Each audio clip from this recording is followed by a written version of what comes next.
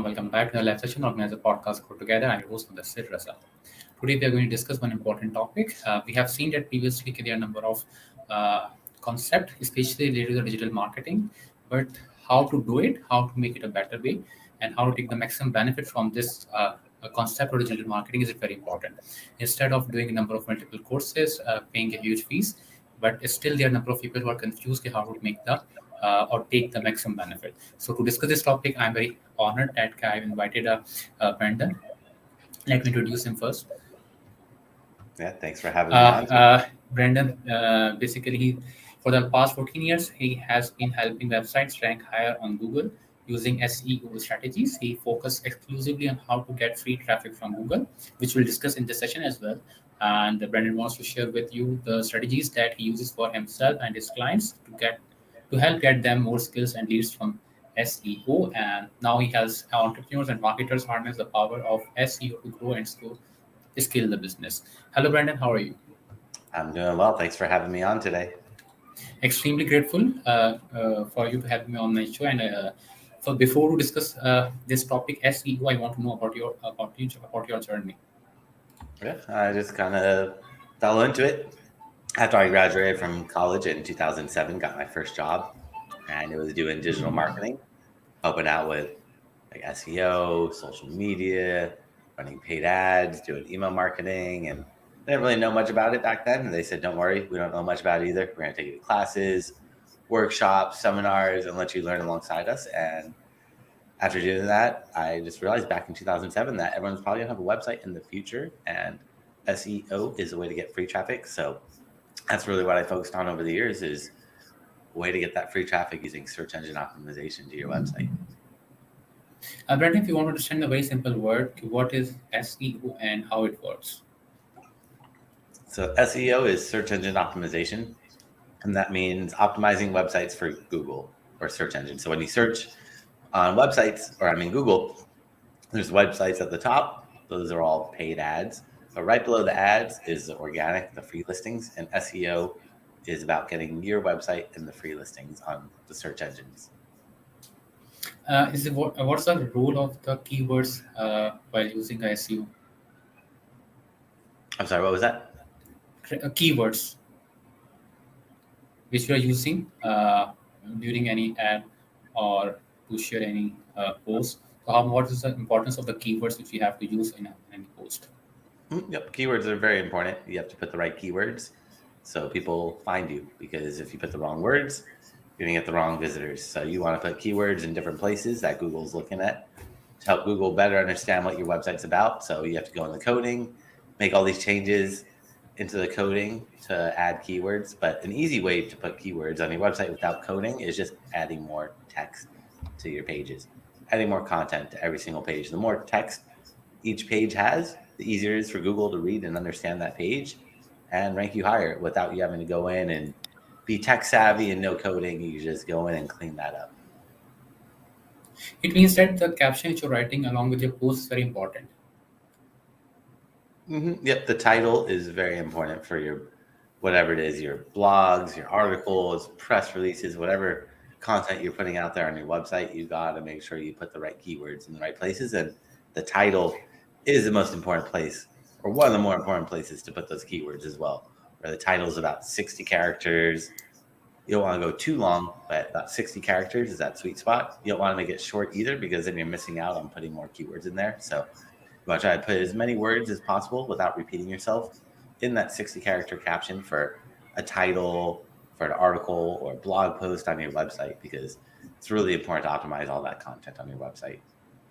Man, generally what I have observed is that while sharing any content on social media, people generally search that topic on the YouTube, on the Google, and I've seen that what other people have shared that content with different headings, and then they try to use the similar words with their own content. How much this strategy works?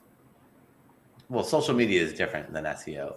Social media is different than your website. So if you're posting on social media, you don't really need to worry about keywords in the description or the text, Yes. but you do want to put some keywords in there, like hashtags would be what are considered keywords.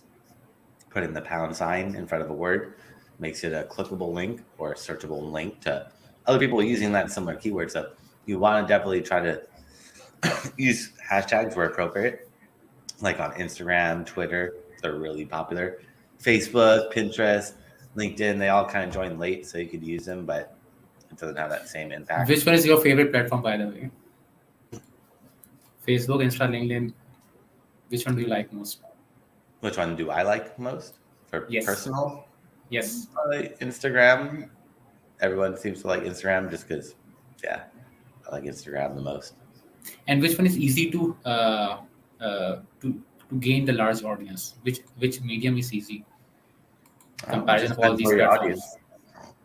It just depends where your audience is. You need to be in front of your audience. So you need to figure out what platforms your audience is on and get in front of them at the right time, at the right moment. So that's really what matters, is who's your target audience and how can you get in front of them at the right moment. But you don't want to be on every platform. You need to be where your audience is at. If you're focused on Instagram, which is really popular, but your audience isn't on there, you're not going to be able to get that growth like someone else would. But if your audience is on LinkedIn, then you need to be on LinkedIn. If they're on Pinterest, you need to be on Pinterest. But you don't need to be everywhere. You just need to be where your audience is at. That's the most important thing. Where a lot of people spread themselves too thin and try to be everywhere, where you don't need to be everywhere. You just need to be really where your audience is at. Right, and what we have seen that whatever the website you are running, you need a traffic, and you are looking for the organic traffic. You have been mentioned that you are focused exclusively on to get free traffic from Google. How does it work, and especially those who have the websites, what strategies they have to use? Well, it's the same for Google, Bing, Yahoo, any search engine. It's all about going in the website, making changes to the coding, putting keywords in different places in the coding. But Google doesn't really care what keywords you put on your website without what are called backlinks. They want to see other websites talking about you.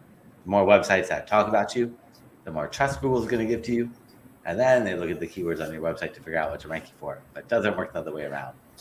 Backlinks really are one of the more important things. And a backlink is just a clickable link from another website that points to yours. So let's say you're reading an article on entrepreneur.com. Yes. And then in there it says Brandon Leibowitz. And if you click on it and it goes to my website, I'd be getting a backlink from Entrepreneur. So the more websites that have clickable links that point to yours, the more trust Google's going to give to you and the more rankings you'll be able to get. Brandon, similarly, one more thing which I want to understand that you started working in 2007. What difference you have been observed 2007 in the year 2022, especially related to digital marketing? How does it change in these years? It's changing every single day. That's part that keeps it interesting, is it's constantly changing. There is no constant. It's always evolving and changing and just trying to stay up to date with all the changes. But with SEO, mainly Google is just trying to clean up spam. So when Google updates their algorithm, they're just trying to clean up spam, people gaming the system, tricking Google. They don't want you to find loopholes. They want you to really work hard to get the trust up of Google. So Google's algorithm is changing all the time, but it's not really changing the core concepts, where it's really still heavily based off backlinks. That's how Google's algorithm first started, based off backlinks. It's still based off backlinks. It's changed a lot how they look at the backlinks, but it's still heavily based off backlinks. But digital marketing is always changing. Social media has emerged. New platforms take off. New platforms disappear. Search engines appear. Search engines disappear. So it's just trying to see what the trends are in whatever year you're in or whatever day you're in, because it changes so quickly. So true, so true. And Brandon, one more thing. Personally, I've seen that regarding the email marketing. How much does it work, especially in 2022? People are looking or especially check their emails, and you can approach them through the email marketing. How does it work now? Yeah, no, email is still very powerful. You gotta see how many emails you get every single day, how much spam you get. People send out emails all the time. Email works if you do it properly. If you're just buying a list of emails, that's not going to work. You got to collect people's email addresses. You got to have people give you their email address, and then you offer them value. If you're just promoting yourself all the time, sending them email newsletters about why you're the best, why you're amazing, no one cares. But if you offer value, like let's say you're a dentist and email marketing is not that exciting. Like you don't want to hear from your dentist, but maybe your dentist sends an email out saying like 7 tips to whiten your teeth. That would keep you interested, versus a dentist sending you an email saying we were voted #1 dentist. Like, you don't really care about that. Like, that doesn't Yes. interest you. You want value. You got to offer value to your clients, your leads, whatever you're putting out there. You got to take a step back and put yourself in the user's point of view. If you were getting emails from this website business, what would you want to get? Would you even want to get emails, or are you going to say, I don't want any emails? But you got to get creative, figure out what would be okay to send out that's not spammy. It's not going to be intrusive. You're not sending out emails every single day, or maybe sometimes you can do that depending on your business, but you just got to know who your audience is and just be receptive to that. That's really important. But email still works so very well.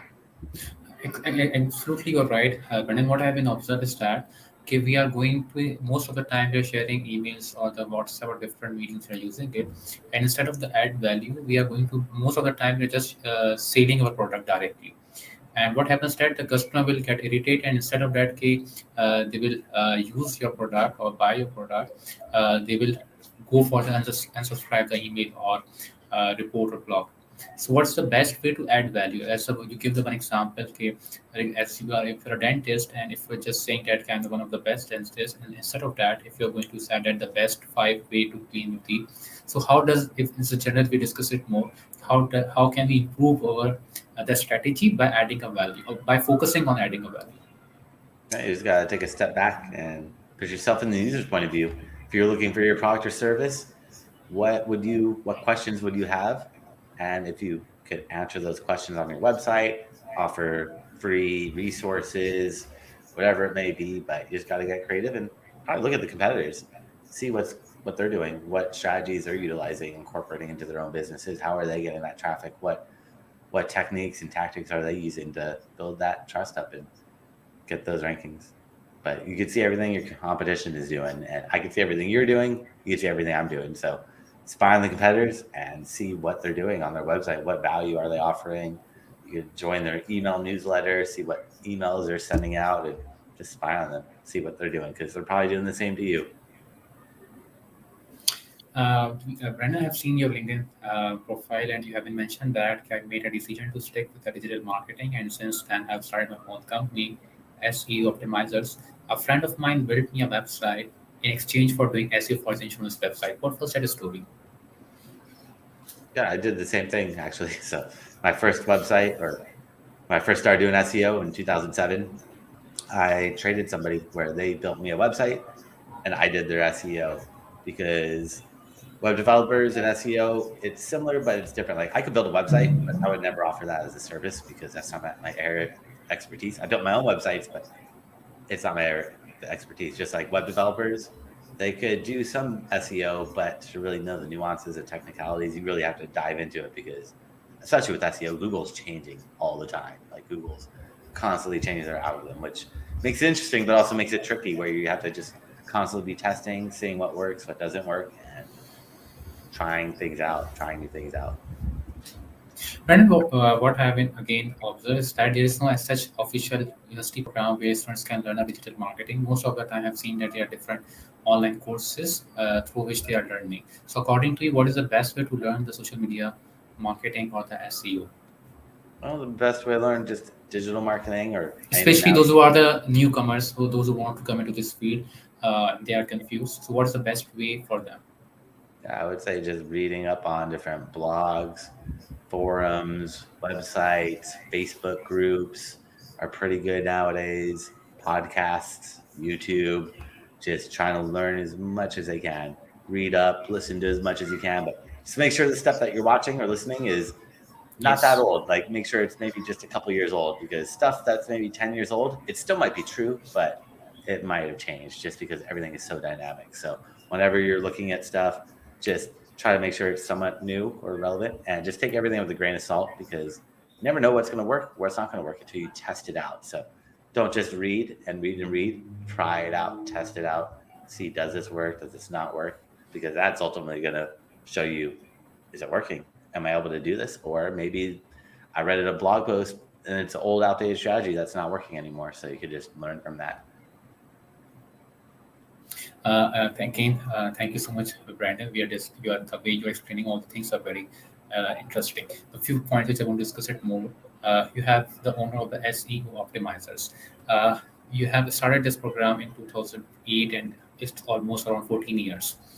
What stories you have been covered, which either the direct customer of the companies by which you help them and they make the uh, better program or they better engage their customers? Yeah, I've helped out too many businesses over the years. Well, helping them grow and watching them get to that If first page of if Google. if Or I just sorry. interfere, especially any domain industry which take the maximum benefit from it, like suppose health or education, and those who take the maximum benefit, we just want to mention the industry as well. Yeah, I've helped out multiple industries, but helped out people in the healthcare where they were doing like telemedicine and telehealth and was ranking them for their keywords and getting them to that first page of Google. They just saw that traffic increase, but also their sales, or not sales, but leads, phone calls increase with that. And that's where I also help out is not just getting you traffic, but making sure that traffic converts into sales leads because that's half the battle is getting the traffic. The other half the battle is getting that traffic to convert into whatever that conversion goal is. Brandon, one more thing we have seen that there are a number of people who have become the part of this domain or the industry, and they're learning this marketing or the SEO and they're offering services. How this market has become competitive now?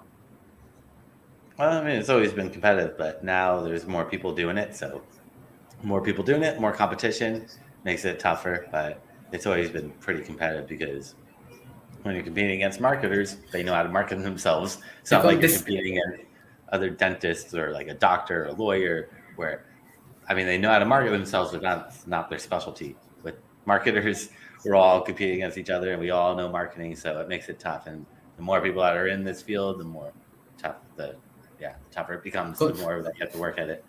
this is something global now. If you're living in any part of the country and you can take the services from any other part of the country, so it's not necessary if I'm living in Pakistan, so I can approach the Pakistani uh, company who was offering digital marketing. I can, the whole world is open for me. So as per this perspective, the competition is right.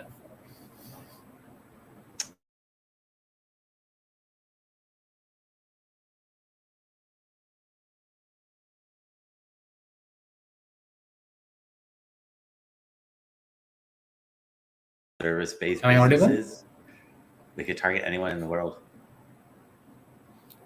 Extremely sorry, I just missed your voice. Now I'm here. Yeah, I was saying, yeah, we could, with what we're doing, we could target anyone in the world. So it makes it tougher, a lot more competition for us. Absolutely, because but it also increases the quality. On the other hand, Sorry, what was that? it when there's a tough competition, but it also increases the quality as well. When you have a Mhm. competition, so you work on the quality. How can you give the best uh, product or your best output to your customer? Yep. You have to improve your quality now as well, making sure that you step it up because there's so many more options for people out there now, especially when there's more competition, more opportunities for people to offer different services, lower their prices and all that stuff. But you gotta make sure you get what you pay for and that you go with a company that really knows what they're doing, not just someone that says they know what they're doing or the lowest price because you don't always, or you get what you pay for. And sometimes you're not going to get the results if you're just trying to cut it short or find that shortcut, the quick, easy way, which we all want that. But unfortunately with SEO, it doesn't really work that way with Google. Google makes you work for these rankings. Again, thank you so much, Brandon, the way you explain all this topic. The last 2 points just I want to discuss that the advice which you want to give the newcomers who wants the first part, those who are going to start their companies or their websites, how they can what three ways they have to do for their websites so that they can take the maximum benefit from it, and those who are join as a freelancers to offer their services as SEO, what they have to be careful about it. Yeah, I would just really structure the website in a way that makes sense. The hierarchy of the website, the homepage, the categories, subcategories, subcategories, product pages, but the way you structure it is very, very important.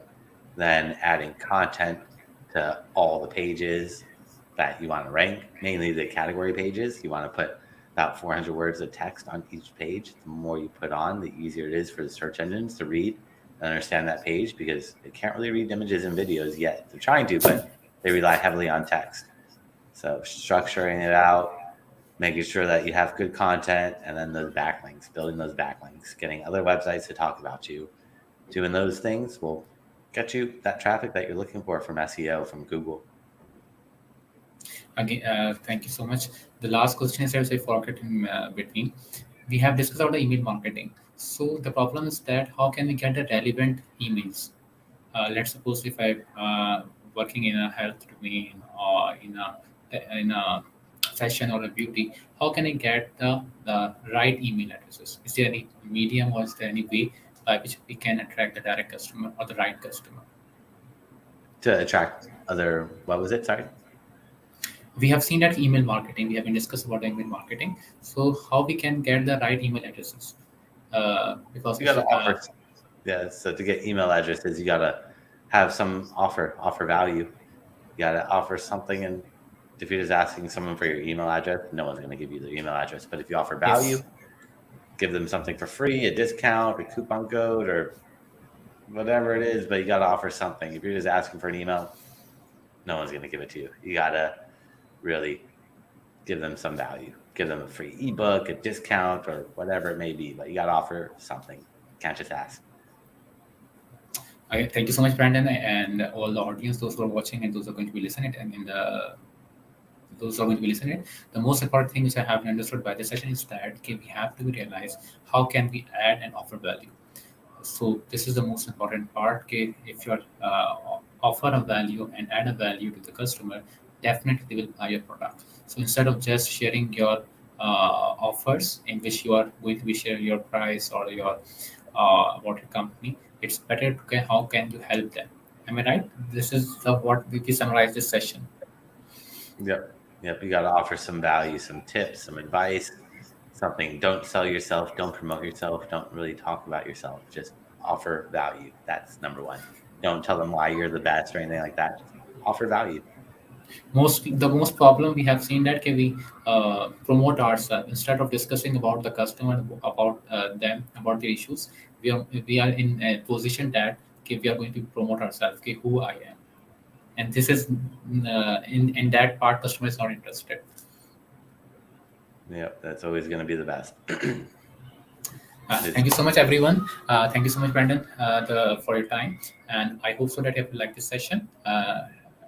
Allah Hafiz, take care, and see you soon.